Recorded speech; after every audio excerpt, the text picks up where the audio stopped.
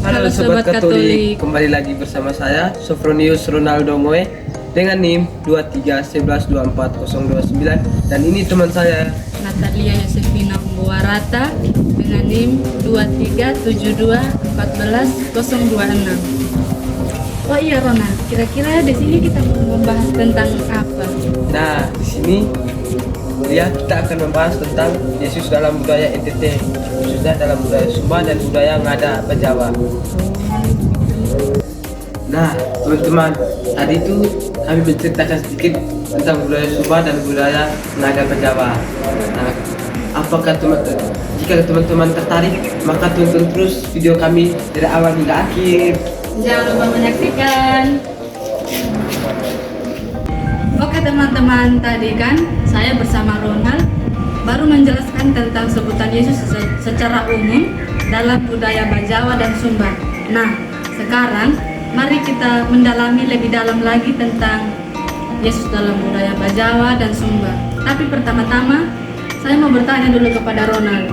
Kira-kira Ronald bisa tidak jelaskan secara lebih dalam supaya teman-teman tahu tentang bagaimana Yesus itu dalam budaya Bajawa? Jadi baik teman-teman, dan saya akan menjelaskan sedikit tentang budaya Bajawa atau Ngada.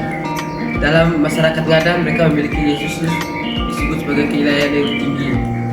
Makanya masyarakat Ngada menyebutnya dengan Dewa Zeta dan Nituzale. Dewa Zeta artinya yang menguasai langit dan bumi. Nituzale itu adalah para leluhur yang sudah meninggal. Mereka juga mempercayai bahwa kedua ini memiliki kesatuan yang tidak dapat terpisahkan. Dikarenakan mereka menyebut Yesus sebagai Raja Surgawi antara langit dan bumi. Itu yang saya tahu dari itu. Tapi kira-kira sebutan itu masih dipakai sampai sekarang, dan apakah itu hanya orang-orang di kampung atau juga yang di kota begitu? Kalau terkhususnya dalam masyarakat Bajawa, mereka masih menyebutkan hal itu. Salah satu contohnya yaitu dalam lagu Kristus Nemu Dewa yang masih dinyanyikan setiap perayaan Ekaristi. Oh, jadi begitu. Tapi Ronald, tadi itu saya kayak mendengar Ronald ada menjelaskan tentang Yesus disebut sebagai apa namanya? Nituzale. Nah, kira-kira Ronald bisa jelaskan tidak mengapa dalam budaya Ngada itu Yesus disebut sebagai Nituzale supaya teman-teman juga bisa tahu. Jadi begini, baik dia dan teman-teman, mengapa disebut Nituzale termasuk juga Tuhan? Karena masyarakat Ngada itu sangat kental dengan budaya. Mereka mempercayai bahwa para leluhur itu disebut roh yang selalu melindungi mereka setiap lingkup masyarakat yang mereka di sana. Makanya kalau teman-teman setiap kali ke masyarakat Ngada pasti akan melihat salah satu rumah adat. Itu disebut rumah atau gereja para leluhur atau rumahnya para Nitu. Masih ada sampai sekarang. Kalau sekarang sih masih ada sampai sekarang. Itu kira-kira siapa? Ada orang yang tinggal atau bagaimana? Itu kan rumah itu dibuat di depan rumah di depan rumah. Jadi itu melambangkan bahwa masyarakat Ngada itu memiliki rasa cinta kepada para leluhur, menghargai jasa mereka, dan mereka membuat rumahnya di depan rumahnya mereka. Jadi masing-masing rumah ada begitu? Ada. Nah, teman-teman, tadi kan teman-teman sudah mendengarkan penjelasan dari saya secara singkat mengenai Yesus dalam budaya Ngada atau Bajawa. Nah, tadi baik, sekarang kita akan mendengarkan tentang Yesus dalam budaya Sumba. Nah, di sini saya sudah bersama narasumber saya yaitu Lia selaku orang Sumba pada daya asli. Nah, lihat tadi kan kamu sudah menjelaskan secara singkat tentang sebutan Yesus dalam budaya Sumba Barat yaitu Mori.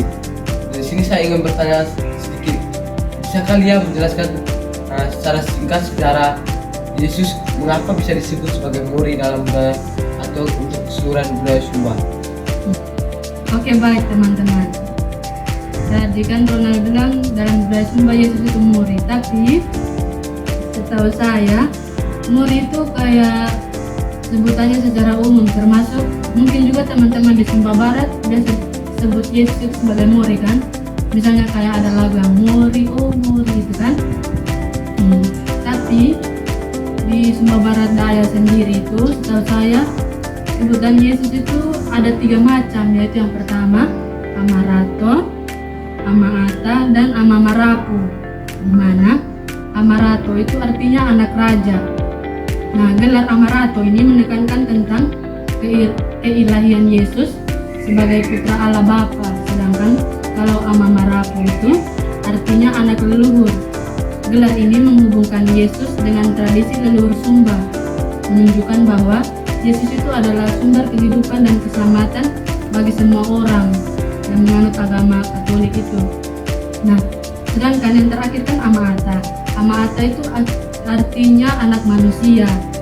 Gelar ini menunjukkan bahwa Yesus itu sebagai anak manusia sejati yang mengerti dan berempati dengan penderitaan manusia. Nah, tapi dalam budaya Sumba juga itu, teman-teman dan Ronald, mungkin teman-teman juga tahu ini ada kepercayaan animisme dan dinamisme. Seperti yang kita sebut di Sumba itu Marapu. Nah, Marapu itu terkhususnya pada orang-orang yang belum memiliki agama, yang belum menganut agama. Tapi mereka percaya adanya Tuhan di tengah-tengah mereka, Tuhan itu bisa membantu mereka. Kayak kita juga percaya kepada Yesus Kristus. Nah, teman-teman, tadi kan teman-teman sudah mendengarkan penjelasan dari Lia tentang Yesus dalam budaya Sumba. Nah, sekarang Lia, saya ingin bertanya lagi, apakah dari ketiga yang kamu sebutkan tadi, Yesus dalam ketiga arti dan dalam budaya kali ini itu, apakah masih digunakan dari dulu sekarang atau sebaliknya? Sebetulnya itu yang ketiga itu kayaknya sudah jarang, tapi yang biasa disebutkan sekarang Yesus itu sebagai muri, karena itu menurut saya itu di mana-mana sering orang bilang muri itu sebagai Yesus. Nah, termasuk di Sumba juga itu kan kayak tadi Ronald bilang ada lagu apa namanya? Kristus lebih Nah, di kami itu ada lagu yang muri, tapi keseluruhannya itu memakai bahasa daerah begitu. Tapi kalau yang ketiga ini memang dipakai, hanya sepertinya jarang. Tapi dari ketiga ini juga tetap mencerminkan pemahaman masyarakat Sumba itu tentang Yesus dalam budaya mereka, begitu, dan dalam pemikiran mereka. Teman-teman, setelah mendengar penjelasan kami, apakah teman-teman tertarik untuk mengenal lebih dalam tentang budaya Ngada atau budaya Sumba? Nah, maka dari itu saya mengajak teman-teman untuk mengetahui terlebih dahulu budaya teman-teman. Maka karena itu saya memohon teman-teman untuk mencari tahu tentang budaya teman-teman sendiri dengan cara bertanya kepada orang yang lebih tua, seperti orang tua, kakek, nenek, atau om tante. Mungkin dia ingin memberikan pertanyaan kepada para penonton yang sejati. Nah, teman-teman, menindaklanjuti pertanyaan yang diberikan Ronald kepada teman-teman, saya juga mengajak teman-teman untuk mengenal lebih dalam tentang Yesus dalam budaya teman-teman sendiri seperti apa. Nah, jika teman-teman sudah mencari tahu tentang budaya tersebut, budaya tentang Yesus, silakan teman-teman komen di kolom komentar. Kan Ronald? Betul sekali dia. Oke Sobat Katolik, jangan lupa komen, like, dan subscribe YouTube channel kami berdua dan Instagramnya kami berdua. Subscribe Ronald. Memang yang di IG bisa subscribe. Tidak apa-apa, intinya kita subscribe. Oke teman-teman.